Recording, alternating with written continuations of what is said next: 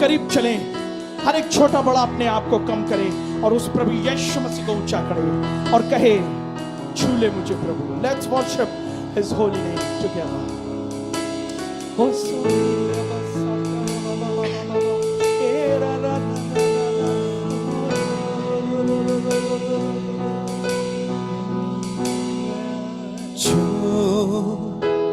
मुझे छू खुदारू, आज कह दे दिल के इंतहाई, मुझे छू। अभी तो जीवन खाली खाली सा लगता है ना, क्यों? क्योंकि रूह नहीं है। मुझे छू, लेकिन जब रूह आएगा तो तुम्हें सब बता देगा, सारे सवालों के जवाब देगा, तुम्हारे आनंद को नाच, मेरी जान को, तुम्हारे विलाप को नृत्य में बदल देगा, मेरे रूह को, तुम्हारे आंसू को कुप्पी में ले लेगा, मेरे तुम्हारे शत्रु के ऊपर तुम्हें जयवंत कर देगा। कुछ लेकिन एक काम करना है, उसको कह दे, मेरी जान को, छू ले रबा, मेरे रूह को, मेरे कुछ छू, मुझे छू खुदारू, मुझे छू, मुझे छू खुदारू, मुझे छू। मेरी जान को, मेरी जान को, मेरे रूह को, मेरे बदन, जिसका मन कर रहा है कि वो घुटनों पे आके प्रेयर करे, मेरी जान वो बीच में आके प्रेयर कर सकते हैं। मेरी रूह को, जिनका मन हो रहा बैठ के प्रेयर करे, जो अपने हाथों को उठाना चाहते हैं उठाए, शर्माए नहीं, प्रभु आपके बीच में वो आपकी दुआओं को सुनने जा रहे हैं। सच्चे मन से की गई प्रार्थना यहोवा के हुजूर ग्रहण होती है, वो हमें ग्रहण करने जा रहा है। रबा सेंदरा, मुझे छू खुदारू, खुदारू, मुझे छू,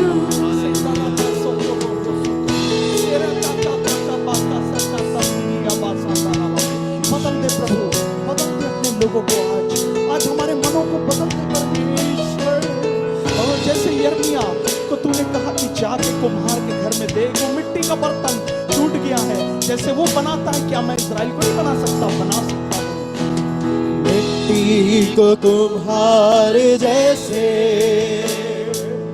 हाथों से अपने सवारे,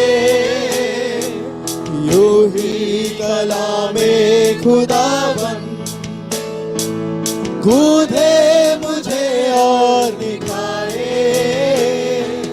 मिट्टी को कुम्हार जैसे हाथों से अपने सवारे,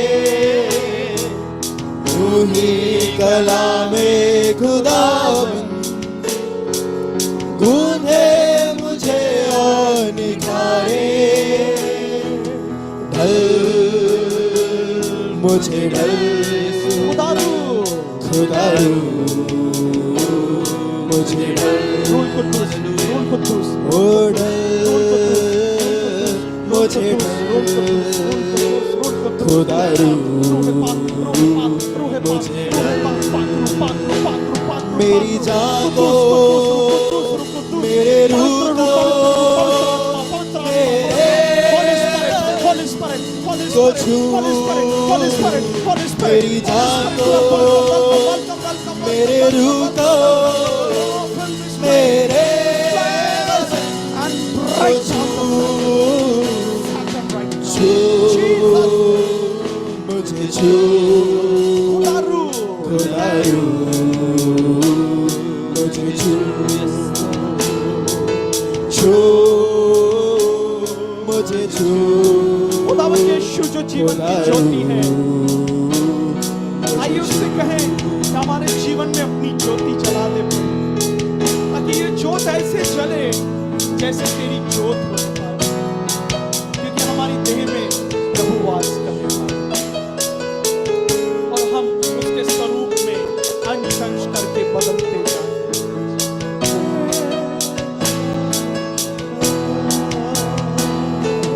जीवन से ज्योति जला तू, जैसे जले ज्योति तेरी, सोच भी मेरी हो ऐसे, जैसे हो सोच तेरी। जीवन से ज्योति जला दूं, जैसे जले ज्योति तेरी। सोच भी मेरी हो ऐसी, जैसे हो सोच तेरी। ले मुझे ले, आइए कहें खुदा रू, खुदा रू। आइए दे दे, आइए अपने आप को, अपने बच्चों को, अपने परिवार खानदान को दे दे उसके हाथों में, क्योंकि उसको हमारी चिंता है। खुदा रू, वो हमारे लिए चिंता करता है, वो हमारा प्रभु है। मेरी जान को, मेरे रूह को, मेरे बदन को छू। मेरी जान को, मेरे रूह को, मेरे बदन को छू। छू, छू, खुदा वादे के मुताबिक खुदा का रूह हमारे बीच में है। प्रभु यीशु मसीह के जीवित और सच्चे नाम में आप सबों का सलाम। आज सुबह परमेश्वर ने हम सबों को चुना है कि हम खुदा की इबादत करें और थोड़ी देर के लिए परमेश्वर के वचन की तरफ हम मनन करें। आज सुबह मैंने अपनी तरक्की और आपकी बेहतरी के लिए जो खुदा से कलाम लिया है, उसमें जो टॉपिक है उसका वो है द थ्रोन ऑफ ग्रेस, अनुग्रह का सिंहासन। और आप इस खूबसूरत पिक्चर को देख रहे हैं किस तरह से कि एक तख्त लगा हुआ है जिसमें खुदा खुद विराजमान है और खुदा के फरिश्ते, खुदा के लोग सब। और ये अनुग्रह का सिंहासन हमारे व्यक्तिगत जीवन में बहुत महत्वपूर्ण है। अगर आप खुदा के कलाम को देखें जो आपको मिलेगी इब्रानियों की पत्री, उसका 4 अध्याय और उसका 16वां पद। इब्रानियों की पत्री उसका 4 अध्याय और उसका 16वां पद। मेहरबानी से इसे पढ़ें। इसलिए आओ हम अनुग्रह के सिंहासन के निकट हियाव बांधकर चले कि हम पर दया हो और वो अनुग्रह पाए जो आवश्यकता के समय हमारी सहायता करे। दुआ मांगे। Thank you lord Jesus. प्रभु अपने आप को और इन सब को तेरे हाथ में सौंपते हैं। बोलने वाला मैं नहीं वरन तू खुदा, तेरा आत्मा, ताकि हम उसकी आवाज सुने और समझें और अपने हृदय में उसको बसने दें। यीशु मसीह के नाम में आमीन। खुदा के कलाम में ऐसा लिखा है कि इसलिए आओ हम अनुग्रह के सिंहासन के निकट हियाव बांध के चले या साहस बांध के चले। मेरे अजीजों, आपको मालूम है खुदावंद महान और सामर्थी परमेश्वर है। आपको ये भी मालूम है कि खुदावंद राजाओं का राजा और प्रभुओं का प्रभु है और हमेशा जो राजा होते हैं वो सिंहासन पर विराजमान होते हैं और सिंहासन के चारों ओर उसके अधिकारीगण, उसके लोग जमा होते हैं। पर यहाँ पर मैं आपको बताना चाहता हूँ, सिंहासन वो स्थान है जहाँ परमेश्वर की उपस्थिति होती है, जहाँ परमेश्वर विराजमान होता है, उसे हम सिंहासन बोल सकते हैं।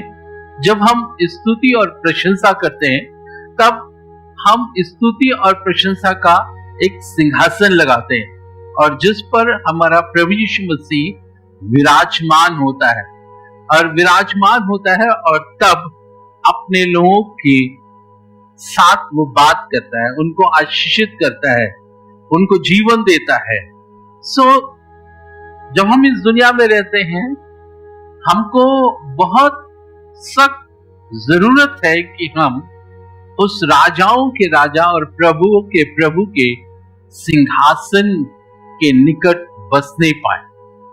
लिखा है ताकि ताकि हम पर दया हो सके, ताकि वो अनुग्रह पाए, ताकि वो हमारी सहायता करने पाए। ये तीन चीजें हमारे व्यक्तिगत जीवन में जरूरी है: परमेश्वर की दया, परमेश्वर का अनुग्रह और परमेश्वर की सहायता। जब हम इस दुनिया में चलते हैं, जब इस दुनिया में वास करते हैं, हमें इन तीनों चीजों की बहुत सख्त जरूरत है। पर ये तीनों चीजें हमें खुदावंद के अनुग्रह के सिंहासन के निकटता में मिलती है। जहां खुदावंद विराजमान होता है, वहां पर हमें ये तीनों चीजें मिलती हैं। और इसलिए ये आसान नहीं है कि हम अनुग्रह के सिंहासन के निकट ऐसे ही चले जाएं या बहुत हल्के तौर पे लें, क्योंकि लिखा हुआ है हियाव बांध के चलो। हियाव बांधना बहुत जब कोई चीज आसान नहीं होती, जब किसी चीज को प्राप्त करने के लिए बड़ी जान-पहचानी करनी पड़ती है, तब जरूरत पड़ती है कि हमारा हियाव काम में आए, हमारा हियाव काम में आए। और जब हमारे कदम खुदावंद के इस अनुग्रह के सिंहासन पर के निकटता में जाते हैं, तो जरूरी नहीं है कि बहुत आसानी के साथ आप वहां तक पहुंच जाएं, क्योंकि हमारे साथ जो एक रुकावट है, और वो है हमारा विरोधी, जो हमें वहां तक पहुंचने नहीं देता, क्योंकि वो नहीं चाहता कि उसके लोग जो हैं वो उस अनुग्रह को प्राप्त करके उस उद्धार को हासिल कर ले, या उन पर दया की जाए और उनके पाप क्षमा हो जाए, या उनकी वो सहायता करे ताकि वो स्वर्ग राज्य में दाखिल हो जाए। वो नहीं चाहता, वो कभी नहीं चाहता, और इसलिए आपके कदमों को वो डामाडोल करना चाहता है। इसलिए बहुत सी बाधाओं को वो आपके सामने लेकर आना चाहता है। इसलिए वो चाहता है कि किसी तरह से इनके पांव रोके जाए और वो अनुग्रह के सिंहासन पर ना जाने पाए। लेकिन हमको एक काम करने की जरूरत है। जब ये वर्ष शुरू हुई है, इसलिए आओ हम अनुग्रह के सिंहासन के निकट साहस बांधकर या हियाव बांधकर चलने पाए। मेरे अजीजों, ये साहस, ये हियाव बांध के चलने का मतलब है आपके पास पूरा विश्वास हो, आपके पास पूरा अधिकार हो, आपके पास एक ही तमन्ना हो कि हमें वहां पर जाना है, हमें वहां पर जाना है, और कोई भी बाधा हो, हम जो है उसको पार करने पाएंगे। हम जो इसको पार करने पाएंगे बहुत ही हिम्मत के साथ, बहुत ही हिम्मत के साथ, हियाव के साथ हमें आगे बढ़ने की जरूरत है। मेरे अजीजों, मैं आपको बताना चाहता हूं, यहोशू ने जब इस्राएली कौम की बागडोर संभाली, क्योंकि मूसा मर गया और अब यहोशू ही अगवा था कि वो बनी इस्राएल को मुल्क के कनान तक पहुंचाए, और खुदा उससे बात कर रहा है, खुदा उससे मुलाकात कर रहा है, और खुदा सबसे पहली बात ये उसे सिखाना चाहता है, देख अब 3.5 दिन का सफर रह चुका है और अब तुझे वहां तक इनको पहुंचाना है, क्योंकि मेन चीज अब सामना करना पड़ रहा है। अभी तक तो जिस्मानी एतबार से भूख का, प्यास का और जगहों का और तरह तरह की चीजों का जो था वो की प्रॉब्लम आ रही थी, लेकिन अब तुझे असली प्रॉब्लम को सॉल्व करना है। असली प्रॉब्लम तेरे सामने क्या है? क्योंकि जैसे ही यहां से तू चलेगा, तुझको एक नदी मिलेगी, और जो यरदन नदी है जिसका गहराव बहुत ज्यादा है, फिर उसके आगे बढ़ेगा तो तुझे यरीहो की वो दीवार मिलेगी जो किसी इंसान के द्वारा तोड़ी नहीं जाती, और फिर इसके आगे जब वो प्रवेश करेगा तो तुझे हित्ती, अमोरी, कनानी, परिज्जी ये सब मिलने पाएंगे और इनका तुझे सामना करना पड़ेगा। चीजें तो बहुत ही मुश्किल है और देखने में भी ऐसा लगता है कि शायद हमारा हियाव जाता रहे, शायद हमारा विश्वास जाता रहे। पर मेरे अजीजों, खुदा इस बात को यहोशू से सिखा रहा है, हियाव बांध और दृढ़ हो जा, हियाव बांध और दृढ़ हो जा। मेरे अजीजों, इससे पहले कि तू यहां से अब सफर को शुरू करे, इससे पहले कि मुल्क कनान में जाने पाए, इससे पहले कि यरीहो की पूरी दीवार तोड़ी जाए, इससे पहले हित्ती, अमोरी और परिज्जी नाश किए जाए, तुझे हियाव बांध कर जाने की जरूरत है। क्योंकि ये तीनों चीजें कोई बड़ी आसान बाधाएं नहीं थी। यरदन नदी कोई आसान बाधा नहीं थी, यरीहो की दीवार भी कोई आसान नहीं थी। मेरे अजीजों, जब चीजें आसान नहीं होती हैं तब खुदा हमको इस बात के लिए सिखाता है पहले कि तुम्हें जाने से पहले हियाव बांधने की जरूरत है, जाने से पहले तुम्हें साहस करने की जरूरत है।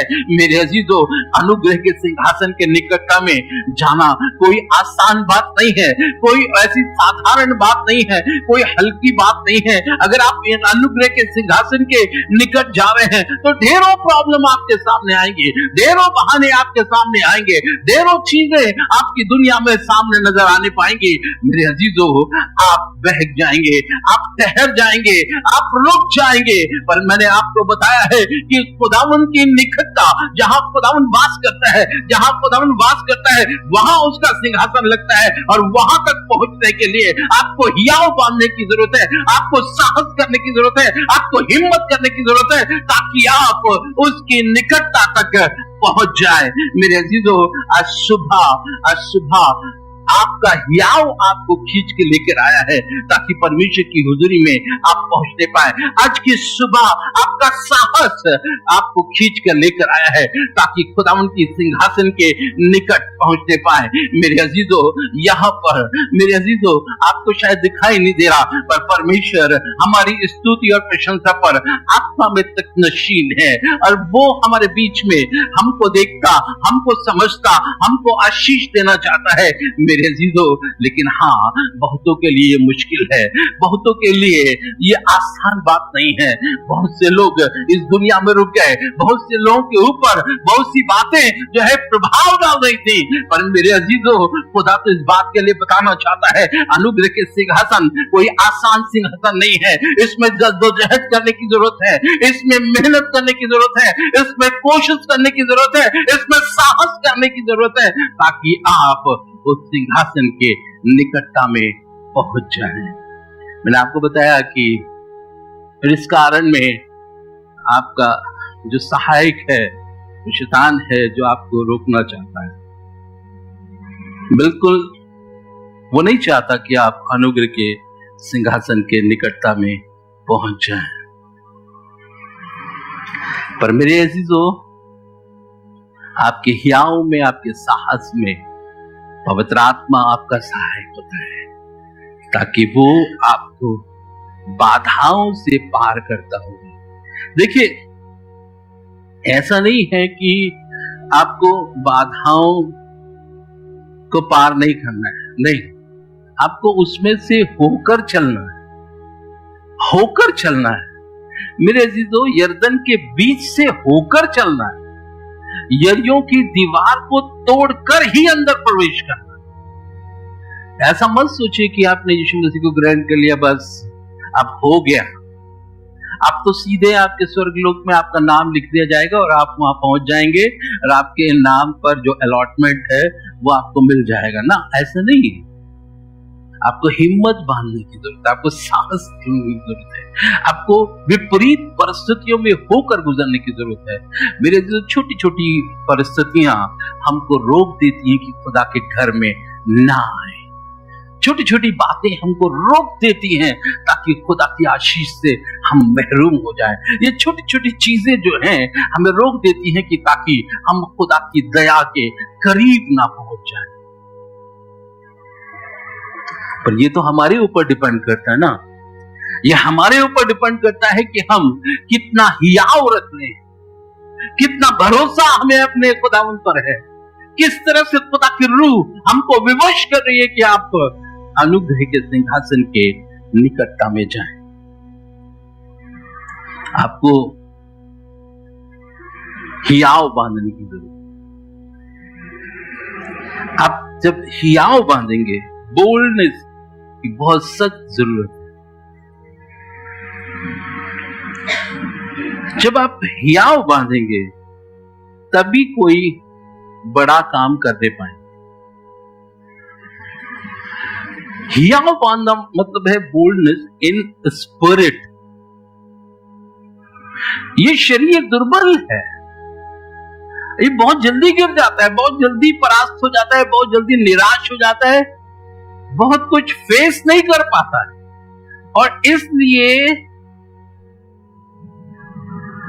ये अपने आप को सरेंडर कर देता है, अपने आप को दे देता है। नहीं नहीं, बस हो गया, बस अब हो गया, बस। पर हमको बोल्ड होने की जरूरत है, हियाव बांधने की जरूरत है इन स्पिरिट, क्योंकि जब आप आत्मा में हियाव बांधेंगे तभी शरीर को आप वहां तक ले जा सकते हैं, अन्यथा शरीर वहां तक, जो अनुग्रह का सिंहासन है, वहां तक पहुंच नहीं पाएगा। सो जरूरत इस बात की है। इब्रानियों उसका 3 अध्याय और उसके 12वें पद में ऐसा लिखा है, सो हे भाइयों, चौकस रहो कि तुम में ऐसा बुरा और अविश्वासी मन ना हो जो जीवते परमेश्वर से दूर हटा ले जाए। इसलिए तुम चौकस रहो, कहीं ऐसा ना हो कि बुरा अविश्वासी मन ना हो जो जीवते परमेश्वर से हमें दूर हटा ले। मेरे अजीजों, मसीहत एक धर्म नहीं है। आप क्या सोचते हैं? मसीहत धर्म है और इसको हम धर्म परिवर्तन करा लेंगे। मसीहत धर्म है ही नहीं। मसीहत एक अनुभव है। क्या है? अनुभव है।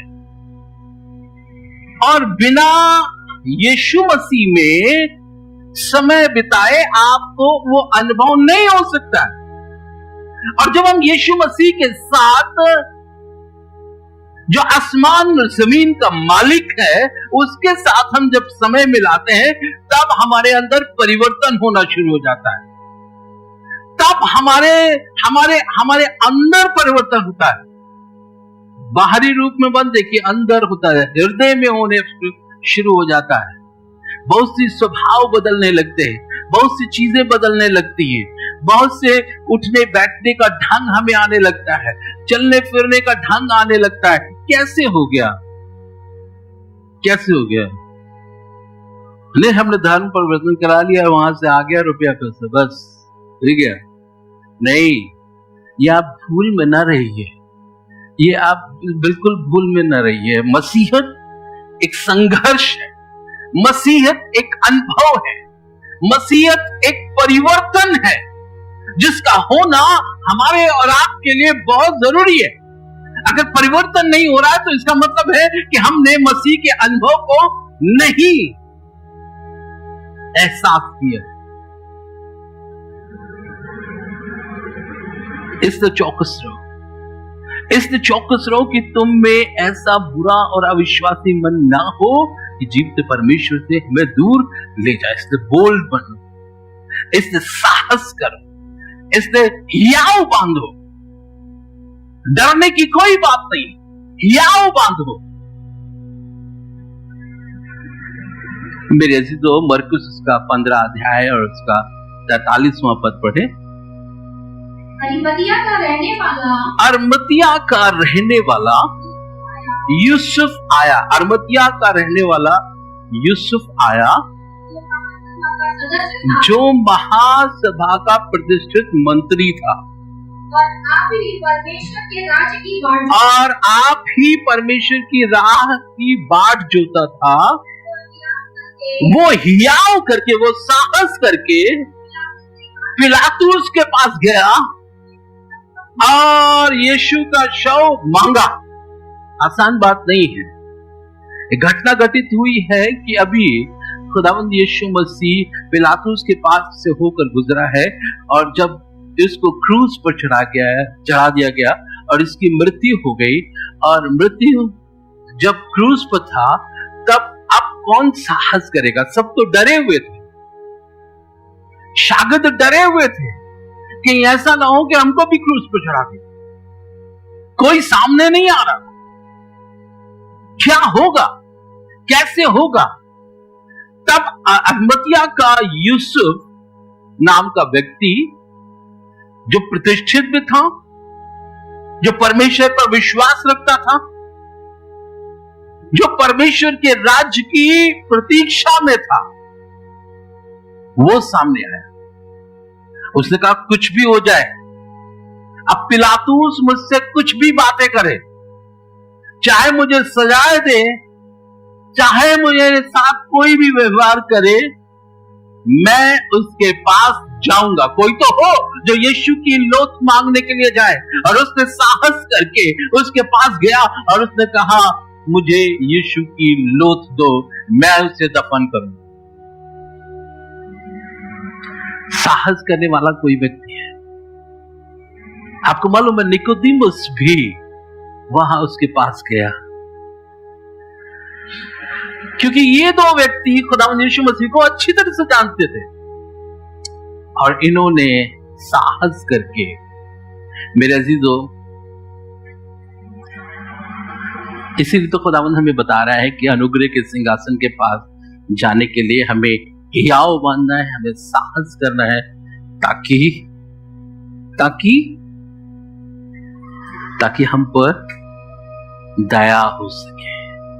क्या हो सके? दया हो सके। हम दया को प्राप्त, जब हम उसके निकटता में जाते हैं तो सबसे पहली चीज हम दया को प्राप्त, रिसीविंग मर्सी।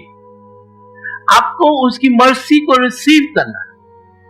उसकी मर्सी के बगैर आप कुछ हासिल नहीं कर पाएंगे, क्योंकि बाइबल इस बात को बताती है सब ने गुनाह किया है और परमेश्वर की महिमा से रहित हैं। सब ने गुनाह किया है।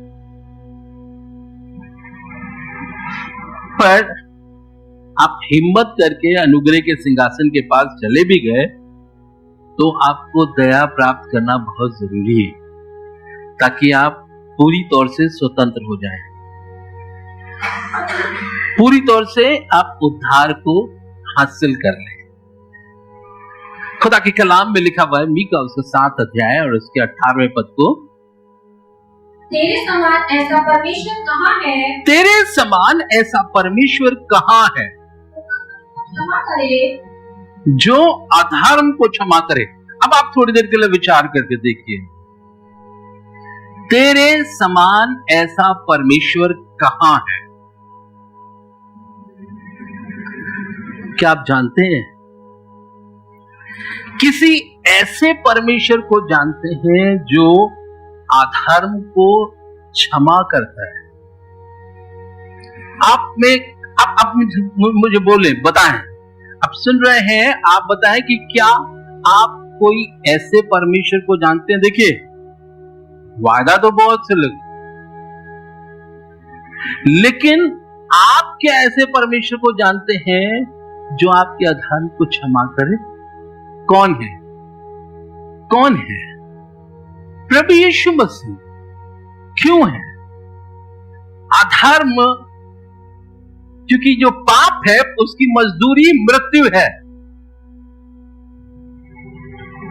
और जो जन पाप करेगा वो मरेगा। पर हमारे प्रभु यीशु मसीह ने अपनी जान देकर हमारे अपराधों को ले लिया। बाइबल इस बात को बताती है कि हम सब के अपराधों को उस पर लाद दिया गया, लाद दिया गया। इसका मतलब है एक बोरी लादी, फिर 2 बोरी लादी, 3, और इस लादते चले गए, और एक एक शख्स का, उसमें मैं भी हूं, मेरा भी अपराध लाद दिया गया। उसको उठा पाओ चाहे ना उठा पाओ, पर यह अपराध तुम्हारे ऊपर लादा जा रहा है। क्यों? यह अपराध उसका नहीं था, पर यह हमारा था। हमने जबरदस्ती उसके ऊपर लादा, हमने लाद दिया, और वो हमारे अपराधों को लेकर कैलवरी क्रूज पर चढ़ गया और मारा गया। अब उसके पास ये अधिकार है कि वो आपके अधर्म को क्षमा करे। जब जब अधर्म बढ़ जाता है, जब जब धर्म की हानि होती है, तब तब ईश्वर अवतार लेकर आकर संघर्ष करता है और पापियों का श्रृंगार कर देता है। बहुत आसान चीज। एक बात हमें बता है कि मारना आसान है कि बचाना? हाँ जी,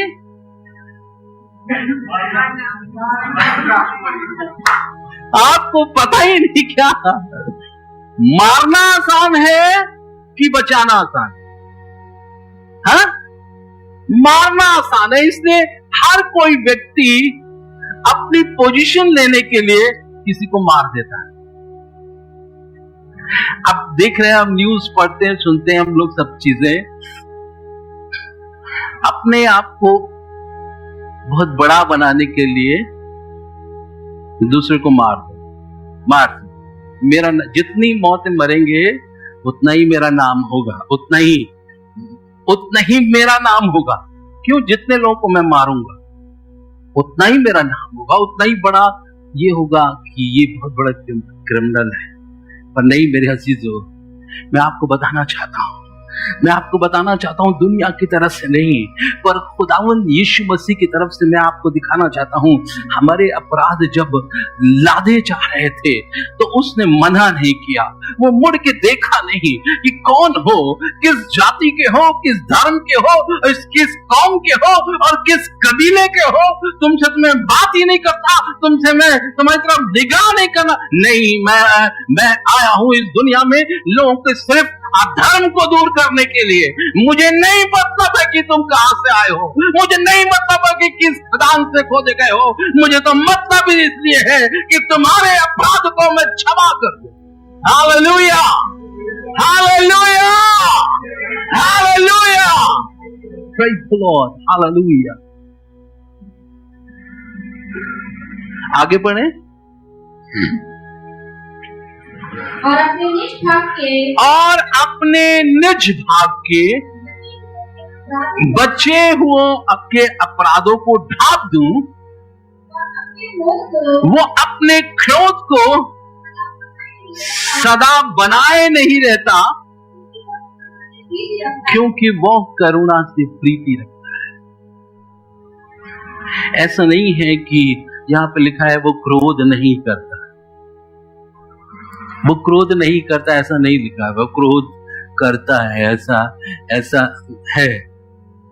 उसने मंदिर में बहुत से लोगों के ऊपर क्रोध किया और उनको बाहर निकाल दिया। वो जो मंदिर का तमाशा बनाए हुए थे, ऐसा नहीं है कि वो क्रोध नहीं करता, वो क्रोध करता है, पर वो क्रोध को सदा बनाए नहीं रहता। क्यों? क्योंकि जब वो अनुग्रह के सिंहासन पर विराजमान होता है तो वो क्रोध नहीं करता, बस दया करता है, बस दया करता है।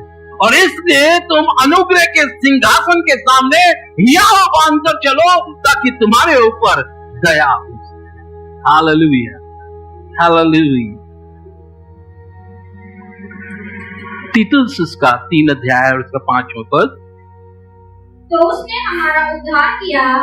उसने हमारा उद्धार किया, और ये धर्म के कामों के कारण नहीं, हमने आप किए, जो हमने आप किए। अब मेरे अजीजों, आप सोच लीजिए, आप ये कह नहीं सकते कि हम मसीही हैं और हमने धर्म के काम किए हैं और लिहाजा हम जो हैं दया के पात्र हैं, उद्धार के पात्र हैं। नहीं नहीं, उसने जो हमारा उद्धार किया है वो धार्मिक कामों के लिए नहीं है। जैसा इंसान दिखाता है, जैसा इंसान समझता है कि हम धर्म के काम कर लेंगे, इसका मतलब यह है कि धर्म कोई महत्वपूर्ण चीज नहीं है। धर्म के पास ऐसा कुछ नहीं है कि वो बदलाव कर सके। है तो बताइए, धर्म के अंदर ऐसा कुछ नहीं है कि अब वो आपको जीवन दे सके। है तो बताइए, क्या धार्मिक कामों की वजह से आप जीवन को हासिल कर सकते हैं? क्या धार्मिक कामों की वजह से आप उद्धार को हासिल कर सकते हैं? नहीं मेरे अजीज।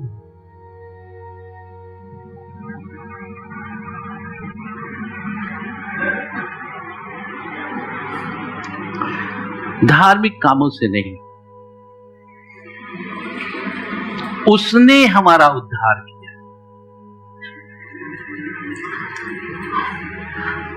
और ये धार्मिक कारणों की वजह से नहीं हुआ जो हमने आप किए,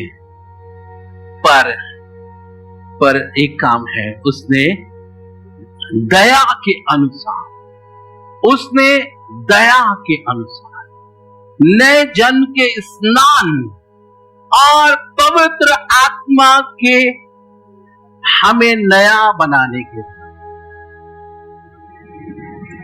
इसका मतलब है धर्म नहीं, पर दया हमारा परिवर्तन करती है। दया हमें बचाती, धर्म नहीं। पर दुनिया के हिसाब से मैं उल्टा आदमी हूं। दुनिया के हिसाब से ये बात आपके समझ में नहीं आएगी, पर धर्म नहीं, पवित्र बाइबल इस बात को बता रही है। ये मेरे अपने ख्याल नहीं है, पर पवित्र बाइबल इस बात को बताती है, धर्म नहीं पर दया उसकी हमें बचाती है, दया हमें उद्धार देती है। सो आओ हम अनुग्रह के सिंहासन के निकटता में याओ बांधकर चले, ताकि हम पर दया हो सके, हम पर दया हो सके। हमारा परमेश्वर हम पर दया करे, हमारा परमेश्वर हमको जीवन दे, हमारा परमेश्वर हमको उद्धार दे सके। Hallelujah, Jesus, glory to God.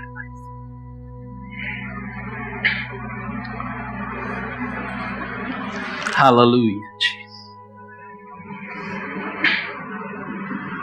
अनुग्रह, ताकि हम अनुग्रह को हासिल करने पाए। अनुग्रह बहुत बड़ी चीज है। काम जो हमसे नहीं हो पाता है वो अनुग्रह से हो सकता है। जो हमारे सामने बिल्कुल नामुमकिन सी चीज लग रही है, वो अनुग्रह से हम प्राप्त कर सकते हैं। सो हम उस अनुग्रह को प्राप्त कर सके। पौलुस ने कई बार परमेश्वर से इच्छा जाहिर की, कई बार अपनी कमजोरियों को उसके सामने रखा, कई बार बीमारियों को उसके सामने रखा, पर उसने एक ही बात कही, मेरा अनुग्रह तेरे लिए काफी है, मेरा अनुग्रह तेरे लिए काफी है, क्योंकि मेरी सामर्थ्य जो है तेरी निर्बलता में सिद्ध होती है। जब तुम निर्बल होता है, जब तू कमजोर होता है, मेरा अनुग्रह तेरे पास आकर तुझे घेर लेता है। मेरा अनुग्रह तेरे लिए काफी है। व्यवस्था विवरण की किताब उसका 2 अध्याय और उसका 7वां पद। व्यवस्था विवरण की किताब उसका 2 अध्याय और उसका 7वां पद मेहरबानी से पढ़े। क्योंकि तुम्हारा परमेश्वर यहोवा तुम्हारे हाथों के सब कामों के विषय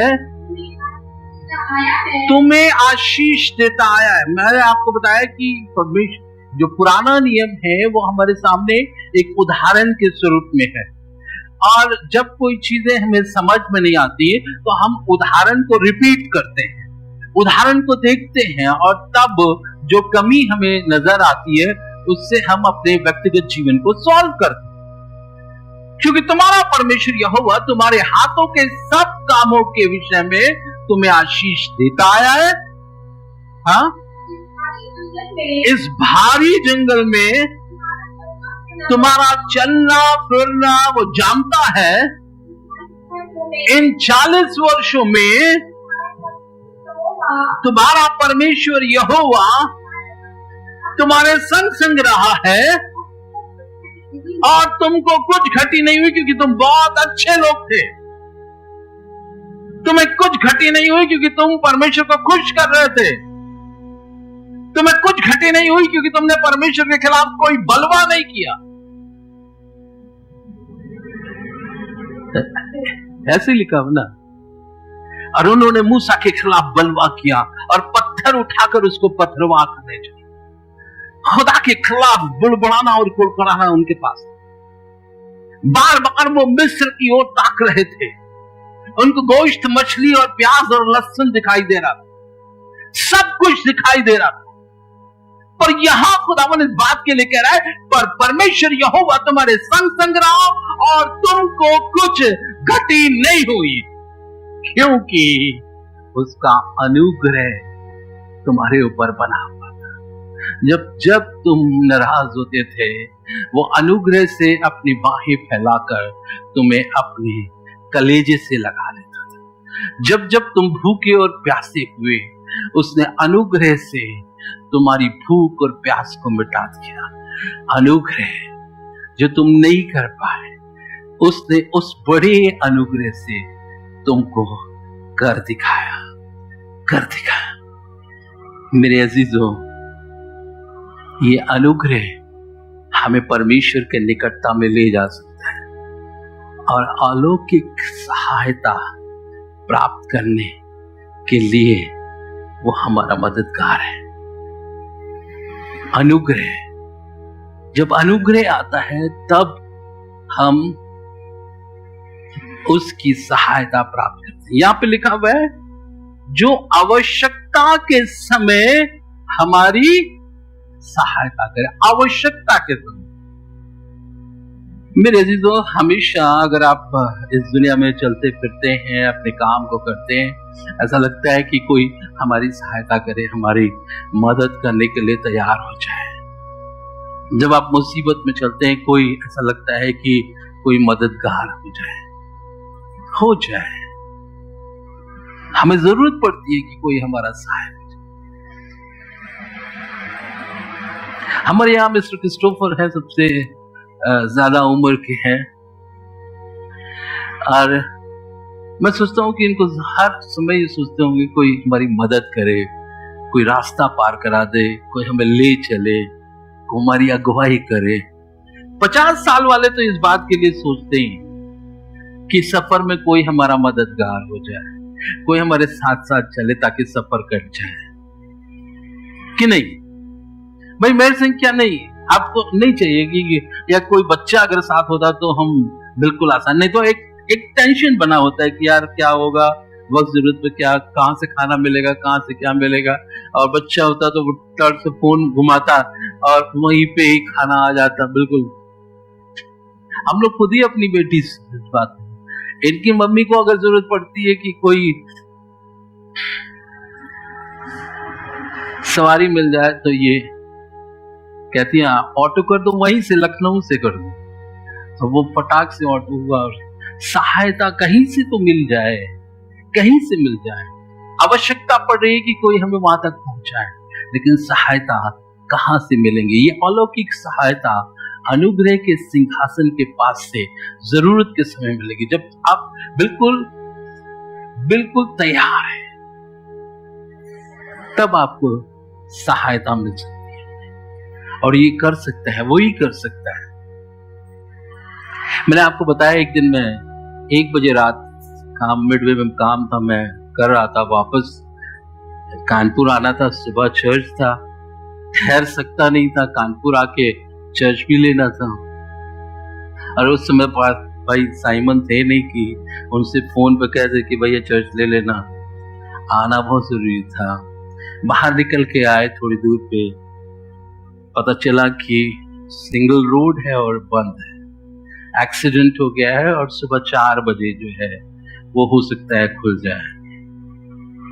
हम वहां खड़े हुए थे, हमें सहायता की जरूरत थी। हम सोचने लगे, विचार करने लगे। तभी हम और पास्टर दीपक वहां खड़े खड़े सोच रहे थे कि काश कोई अपना साधन होता तो हम वहां पहुंच जाते, क्योंकि उनको भी सुबह चर्च लेना है, मुझे भी सुबह चर्च लेना है। तभी एक जीप आकर वहां पर रुकी और हम लोग खुदा से कहने लगे, खुदा बाप अगर ये हमारी मदद करे तो सब कुछ हो सकता है, हम पहुंच सकते हैं। मेरे अजीजों, मैं गया आगे बढ़ के, मैंने कहा क्या आप हमें कानपुर तक ड्रॉप कर सकते हैं? उसने कहा कि नहीं, मैं कानपुर तक नहीं, मैं उन्नाव तक आप आ सकते हैं। और ऐसी सहायता 1 बजे रात में कौन दे सकता है, जबकि पूरा रास्ता बिल्कुल फंसा हुआ है, कहीं से कोई जा नहीं सकते, कोई वाहन नहीं जा सकता। तो मैं आपको बताना चाहता हूं, इसके बावजूद उसने कहा मैं उन्नाव तक तो खुद छोड़ ही दूंगा। और आपको बताऊं कि वो जो था, जो जीप में बैठा हुआ था, वो PWD का इंजीनियर था, जिसने सड़कें बनाई हुई थी, जिसमें गांव में सड़कें बनाई हुई थी, और उसको सारी सड़कें मालूम थी गांव की कि किस तरह से अंदर अंदर अंदर अंदर अंदर ले जाकर वो जो है हमको वहां तक पहुंचाए। और जब वो अंदर अंदर ले जा रहा था, तभी एक ट्रक वाला भी उसने देखा, उसने कहा ये जीप जा रही थी शायद, उसने कहा आओ मेरे पीछे। और जैसे ही वो पीछे पीछे आने लगा, नाव आ गया, सब कुछ रास्ता खुल गया। उसने कहा सुनो, मैंने तुम्हें यहाँ तक पहुंचाया है, अब इनको कानपुर तक पहुंचाओ। और हम जो थे दोनों आगे बैठे, 3 बजे रात में कानपुर पहुंच गए। सुबह हमने चर्च लिया।